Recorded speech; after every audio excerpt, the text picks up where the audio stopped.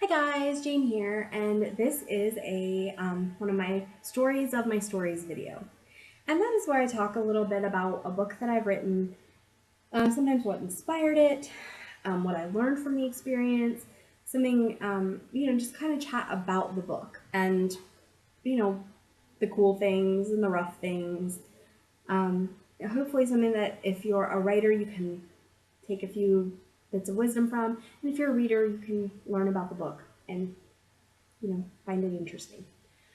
Um, this is the first Tudor romance I've done, and it was the second paranormal, and I had such a fun time with it. It is actually tied into the first paranormal romance I did, which was The Wolf's Pregnant Bride. Now, this one's a Regency. This one takes place during the time of Henry VIII when he is married to Anne Boleyn. And in The Wolf's Pregnant Bride, we actually meet Tamsin, or we meet her diary. And so I'd written that first, and Tamsin was such a neat character, I just decided to write her story as well. Tamsin has parents who are werewolves. She has brothers who are werewolves, but for whatever reason, and nobody really knows why, she did not become a werewolf. And her brother is her twin, and he died. And after that, her parents kind of aren't sure what to do with her. Her dad very much doesn't, he doesn't, he worries maybe that she's not his. And her brother had kind of kept the peace between her and her dad and kind of helped her stay included because that was his twin. And after he died, like, the dad doesn't want anything to do with her. So they decide that they are going to send her to the court, Hampton Court, so that she can meet Henry VIII and maybe try to sway him away from Anne Boleyn. I don't know how much of that was really happening at the time. I know that Henry had girlfriends, and it makes sense that wealthy, well-off families would try to send their daughters to seduce Henry, since obviously he'd gotten rid of one queen. What's the next one? So anyway, Tamsin goes to Hampton Court, and shortly after arriving, she realizes that there are some werewolves at Hampton Court. Henry has hired several werewolves to guard him because, if you know history, Henry VIII had divorced Catherine of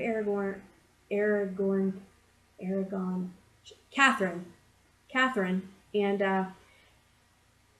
the Catholic Church wasn't real happy with him, and it caused a lot of problems with people who were previously allies because they were still Catholic and Henry wasn't. So there was a lot of kind of turmoil going on, and there was real concern for Henry's safety because of some of the upheavals that were caused by his divorce and then their separation from the church, and the issues that it caused too because of Catherine's family, because Catherine's family were not happy about the divorce at all, understandably.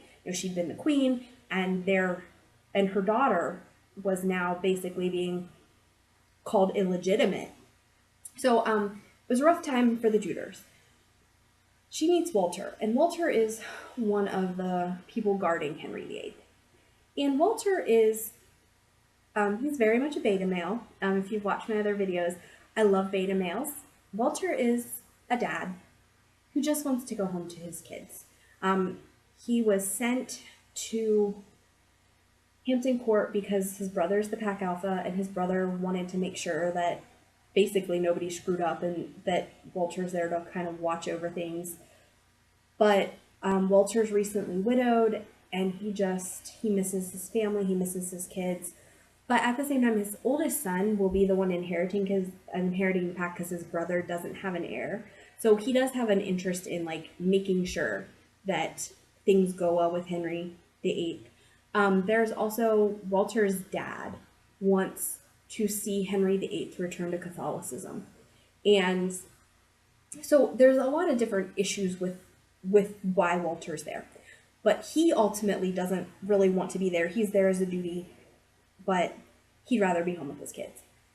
Anyway, so Tamsin meets him, and at first she's just kind of hanging out with him because, she was raised werewolf. So to be around humans is kind of nice but kind of weird because that's not what she's used to. So he brings kind of a breath of fresh air into things. And as they're at Hampton Court and there's all the celebrating and partying and dances and stuff, they kind of start falling in love.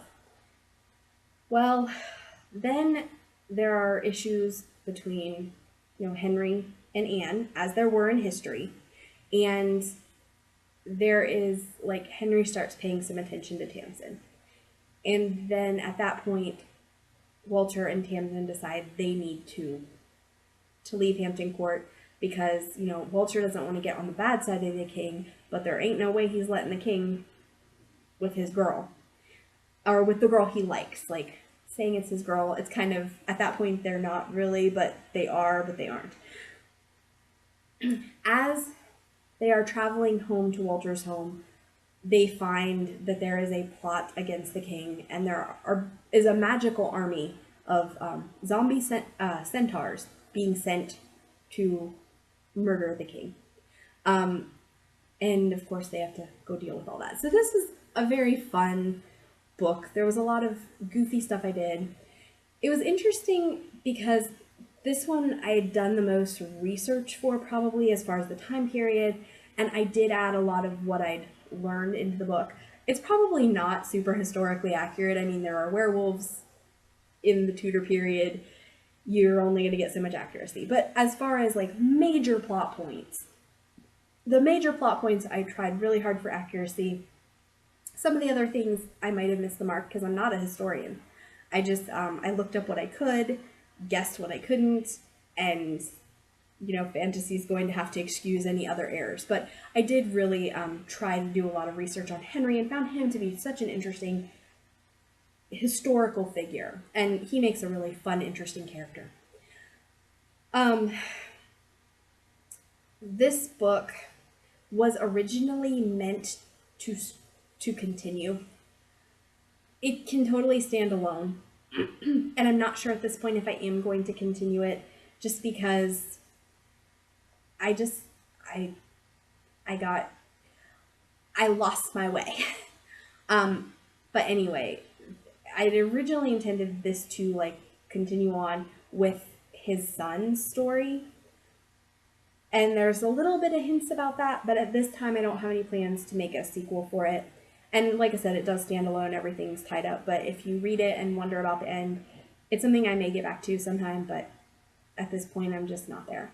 One of the challenges I had while writing it, because I'd introduced Tamsin in the journal entries as a first-person narrative, I tried to write this book in first person, and it ended up not working.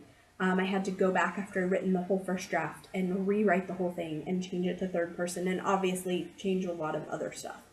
And one of the issues with that was, because I wasn't entirely sure about some of the language, it was easier to write in third person because she knows what everything in her world is called and I might not. This also was especially true during the love scene in it. I started doing research of what parts were called at the time. And the only thing I could find that we use today was the C word. And I don't care for the C word. I really am bothered by the female version of the C word. The boy C word doesn't bother me, but the girl C word does. And I could not use that word. I did find another word that I debated using, which was coney. And those are little bunny rabbits, and you can see how that would get translated to that. But I thought, that might be confusing to the readers and probably would cause way more explanation and stuff than I needed to do. And I just thought, we're just gonna not. I don't actually, it's been a while since I've written this. I think this was 2 years ago. So I have no idea now what words I used, but that was the scene that had me thinking, I cannot do this possibly in first person because I don't know how somebody in that time period would think. I can certainly narratively say whatever words work. And if I'm speaking narratively, I don't have to worry about did this color exist back then? Because there were certain colors that weren't recognized in history for certain periods of time. I think orange and purple, and there were a couple others that really weren't immediately like throughout history always recognized. They were red. They were just part of the shades of red. And I could be wrong about the purple, but I know the orange was like in the reds and yellows or something. I remember hearing a story about that. So I didn't want to have to worry about that kind of stuff. So I just did the narrative as a third person a little bit further back so that I could use words that were more modern. I did enjoy this book, and I'm very proud of it. It's definitely more of one of the more fun ones I did. It hasn't been a huge seller, which kind of surprised me as popular as the Tudors are. And I do think part of that is it was hard to find a Kindle cover that worked. I had this cover made by a guy from DeviantArt. I paid $75 for it, and it was custom made. And I love this cover, and I kept it on my paperback. But it's not what readers are looking for who are looking for paranormal romance. This is very much like a historical cover, and that's not generally what readers are looking for who read paranormal. They want the man chest. So I found a man chest and put it on a book, but it doesn't, I feel like, do the story as much. It doesn't show that it's at Hampton Court as much, and that it takes place during the Tudor reign. I do have a cover for the audiobook. I'm so sad. I had a narrator arranged for the audiobook. She did the first 15 minutes through ACX.